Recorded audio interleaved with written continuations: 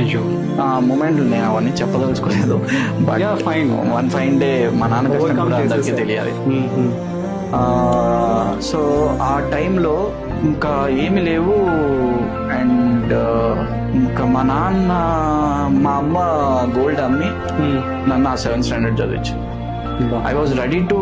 నేను చెప్పాను మా నాన్నకి, అంత కష్టపడక్కర్లేదు, నేను గవర్నమెంట్ స్కూల్లో చదువుతాను, అక్కడైతే ఫ్రీ కదా అన్నట్టు. లైక్ ఆ స్టేజ్ అప్పుడు మా నాన్న ఎమోషనల్ అవ్వడం చూసా. అది లైఫ్లో నేను ఎప్పుడు చూడకూడదు, వాళ్ళని అలా పెట్టకూడదు అనేది డిసైడ్ అయ్యాను.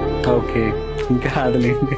So but that's a sad point. So అది ఆ ఒక మూమెంట్ నాకు ఇప్పుడు తలుచుకున్నా కూడా అదొక్కటే అవ్వకుండా ఉండింటే బాగుండేమో.